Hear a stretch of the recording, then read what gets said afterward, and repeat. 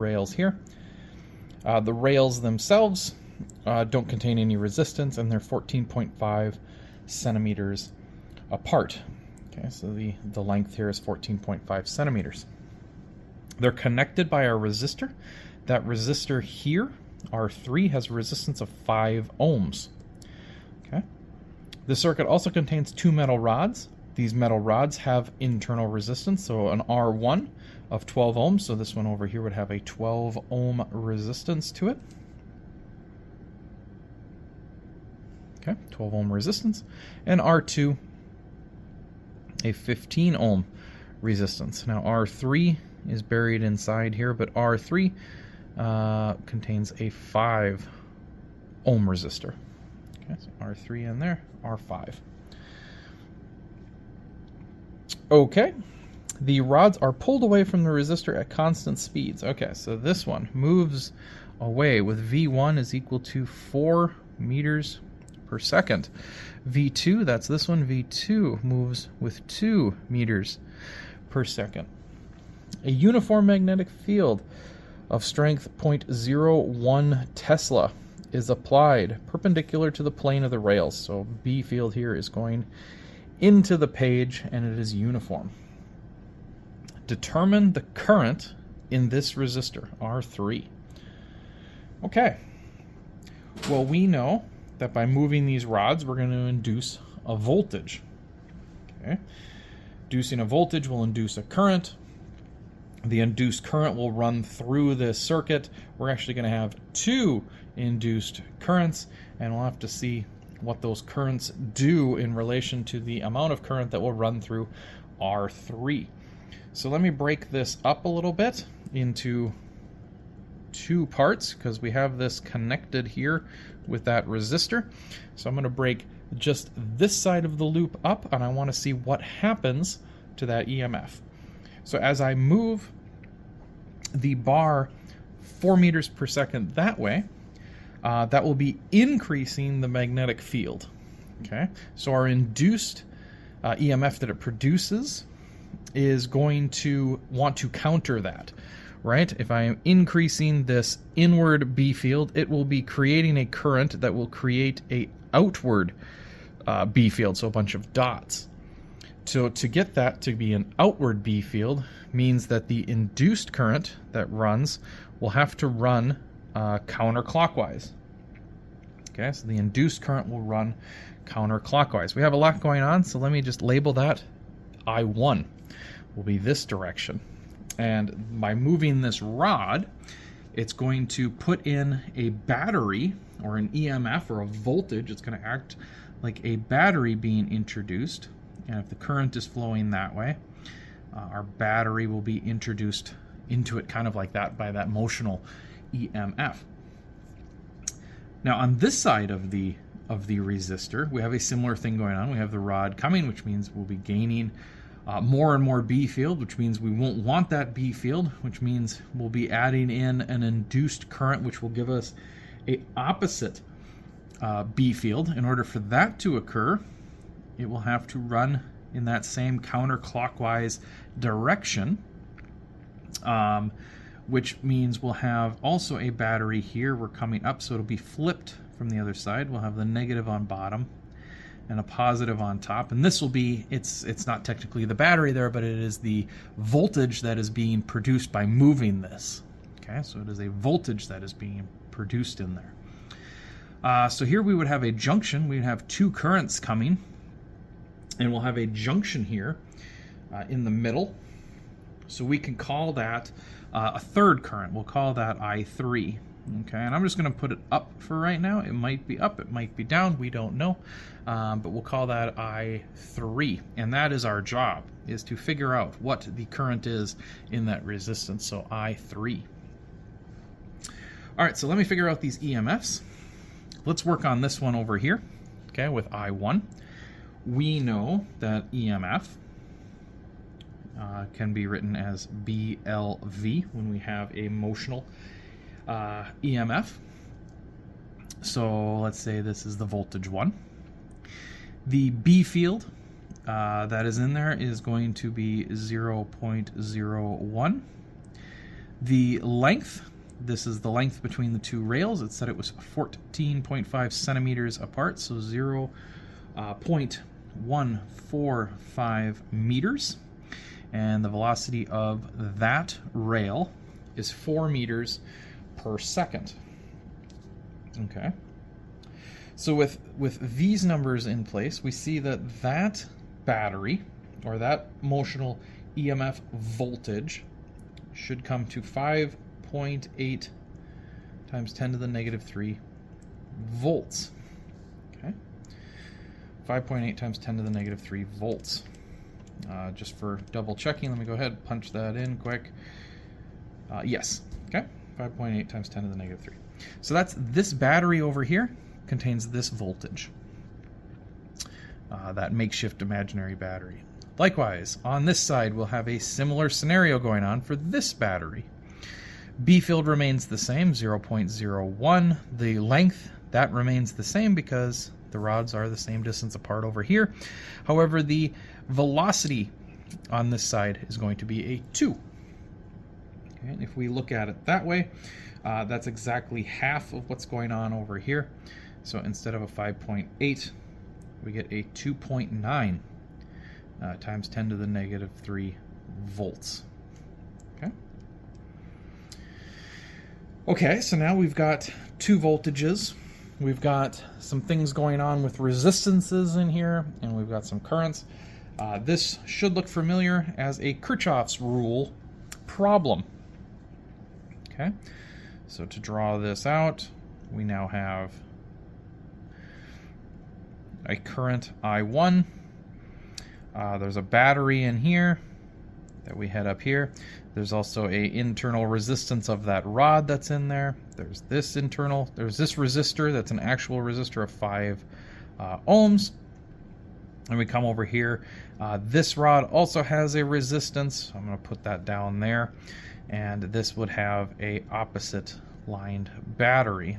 So this would be I2 coming in from the top, and we determined I3 to be down here. All right, so we have a Kirchhoff's rule problem. So what we're going to have to do is go around the loops and see what we have for rises and for runs. We're also going to have to determine what is going on with our junction.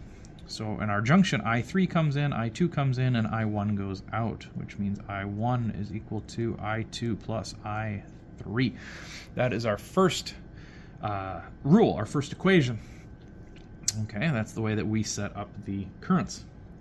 Our next equations we need to get out of rise is equal to drops, or you can run it as equal to 0, as in the total voltage change throughout the circular loop is 0. I like to do it as rises versus drops in voltage.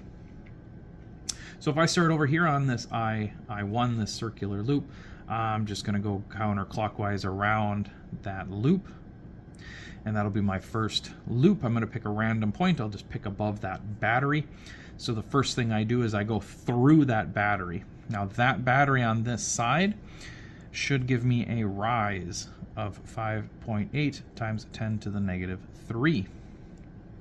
Okay, I'm going to come around I1 and I hit the resistor, which is this rod. This rod has its own resistance of 12 ohms. It's on I1, so we will have 12 times I1, and that will be a drop. Okay, I come around, I go up through resistor 3, which has a current of I3 and a value of 5 ohms. I'm going with the current, so that is also a drop. So I'll have 5I3. And then that brings me back up to my starting point. So here is one of my other equations. So here I have 1, here I have 2. Now I need a third equation. So let me go through this other loop. Let me also go counterclockwise. Let me start off at the bottom of that battery, and I will go counterclockwise around the loop. So the first thing I encounter would be this EMF that is being produced. That EMF, that voltage that's being produced, would be a rise from a negative to a positive. So I would have 2.9 times 10 to the negative third. Okay, that adds that battery in. I come up, I come around, I start coming down, and I hit that 5 ohm resistor on I3. I am going in the opposite direction of the current, which means this is also a rise. Okay, so I will have 5I3 over on the rise side. Now I come down and I come over and I'm hitting the resistance from that bar. Okay, so that resistance on that bar goes with the current I2, so that would be a drop.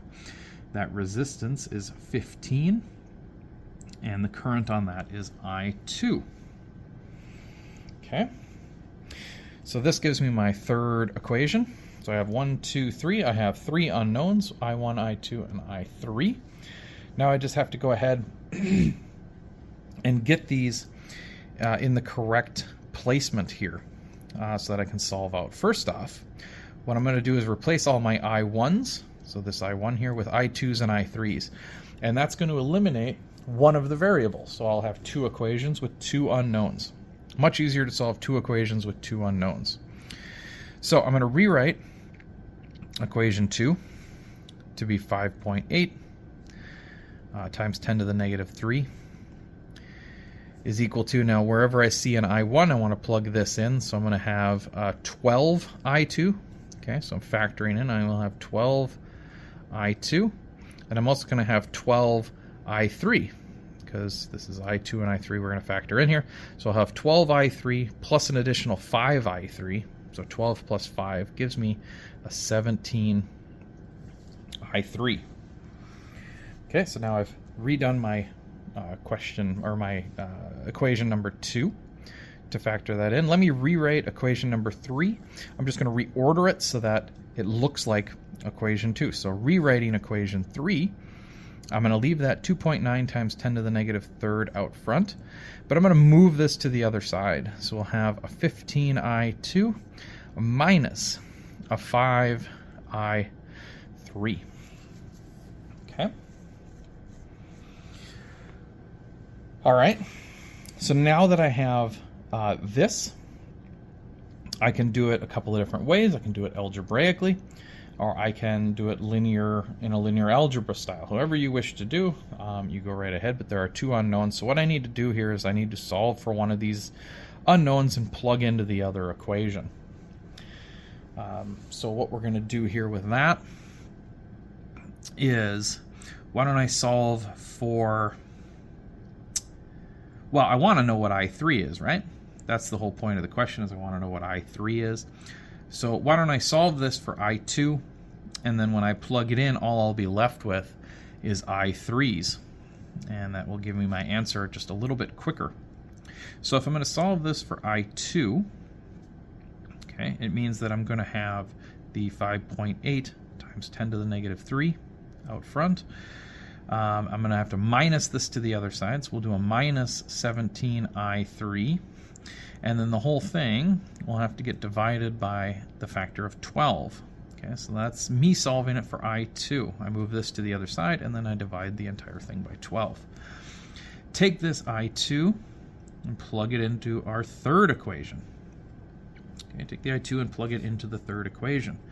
That will give me 2.9 times 10 to the negative third is equal to 15 times this big mess. So we got 5.8 times 10 to the negative third minus 17I3 divided by 12, okay, minus 5I3.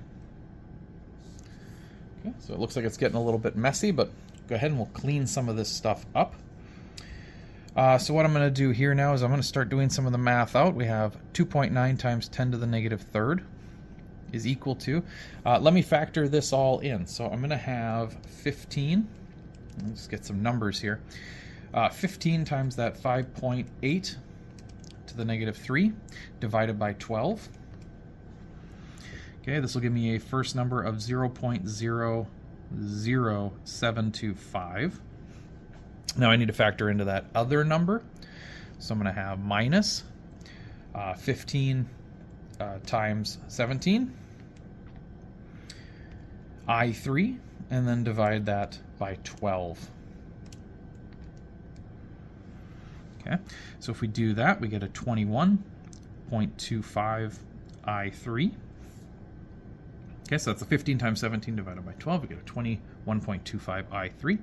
And finally, we will minus 5 I3. Okay, so let me go ahead and do a little bit more on this. Let's minus this over to the other side to get rid of this so that I can get I3 over here by itself. So that's our 2.9 times 10 to the negative 3, and we're going to minus the 0.00725. Okay, this gives us a negative 0.00435. And that is equal to, both of these I have I3s in here, so I'm going to pull an I3 out of each. Okay, and that's going to leave us with a negative, so a negative 21.25 minus 5. So a negative 21.25 minus 5 more gives us a negative 26.25. Okay, so hopefully I didn't lose you too much. Minus this to the other side, and then combine like terms here. We'll have an I3. If I have a negative 21.25 minus an additional 5, I get this times I3. Now all I have to do is divide over. I'm going to have a negative on this side divided by that negative, which means I will come up with a positive for my answer of I3.